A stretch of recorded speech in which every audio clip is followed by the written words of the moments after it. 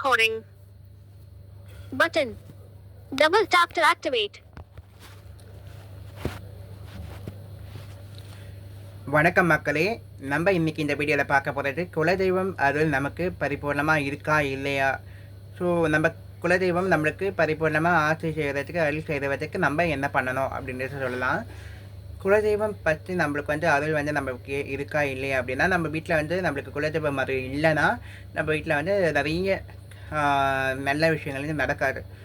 நிறைய விஷயங்கள் காரிய தடை இருக்கும். ஒரு சுப நிகழ்ச்சிகள் நடக்காது.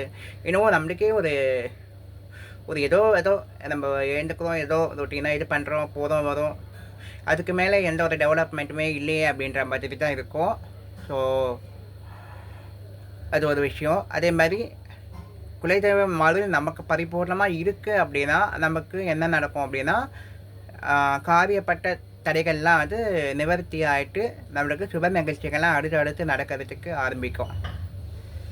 ஸோ அதுக்கு என்ன பண்ணணும் அப்படின்னா, நம்ம வீட்டில் ஒரு தாம்பாள தட்டில் பச்சரிசி பரப்பி அதில் குத்து விளக்கு வைத்து அதுக்கு அலங்காரங்கள்லாம் பண்ணி மஞ்சள் குங்குமம் சந்தனம்லாம் வைத்து பூலாம் நடு பாகத்துலேயும் நம்ம பாதத்திலே வைத்து பசுனை ஊற்றி 5 முக பஞ்சத்திரியால் போடணும். ஏன்னா மற்ற திரி போட்டால் ஒரு மாதிரி கதுக்குற மாதிரி ஆகிடும். பஞ்சத்திரி போட்டிங்கன்னா நல்லா நின்று சுடர் விட்டு எரியும். ஸோ அது மாதிரி 5 முக விளக்கு போட்டு நம்ம தினந்தோறும் நம்ம குலதெய்வம் என்னவோ உங்களுக்கு ஐயனார் திருப்பதி வெங்கடாச்சலபதி முருகர்லாம் முருகர், கன்னியம்மன்னா கல்லியம்மன், அங்காளம்மன்னா அன்னங்காளம்மன், அது மாதிரி உங்களுக்கு என்ன குலதெய்வமோ அந்த குலதெய்வத்தை 108 முறை போற்றி சொல்லி உதிரி பூக்கள் இருந்தாலோ இல்லை குங்குமம் இருந்தாலோ இல்லை அச்சதா தான் இருக்குன்னா அச்சத அரிசி முழு பச்சரிசியை மஞ்சள் கலந்து வச்சுட்டு அதை அர்ச்சனை செய்து நீங்கள் 108 வாட்டி போட்டு சொல்லி அதை தினந்தோறும் ஒரு குறைஞ்சது ஒரு 48 நாளாவது செய்யணுங்க. ஆனால் நீங்கள் கணக்கு வச்சு செய்யணும் அப்படின்றது கிடையாது. தினந்தோறும் கூட நீங்கள் செய்யலாம். உங்கள் வீட்டில் அப்படியே உணர்வீங்க. ஒரு விஷயமும் நல்ல விஷயம்லாம் நடக்க ஆரம்பிக்கும். உங்களுக்கே கடன் பிரச்சனை இருக்குது,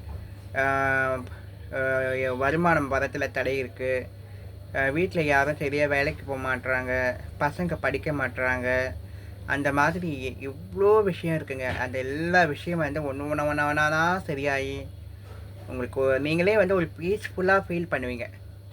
ஸோ அந்த மாதிரி நிலை வரத்துக்கு இந்த 5 முக விளக்கு உபயோகம் பண்ணும். ஸோ குலதெய்வம் பரிபூர்ணமான அருள் நம்மளுக்கு கிடைக்கும்.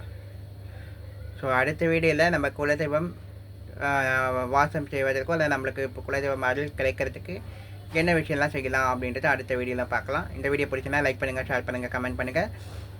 மறக்காமல் சப்ஸ்கிரைப் பண்ணுங்கப்பா. சப்ஸ்கிரைபே பண்ண மாட்டீங்க. சப்ஸ்கிரைபர் ரொம்ப கம்மியாக இருக்குது. அதான் சப்ஸ்கிரைப் பண்ணிவிட்டு பாருங்கள். உங்கள் லைக் அண்ட் ஷேரை கொடுங்க. எல்லாருக்கும் ஷேர் பண்ணிவிடுங்க.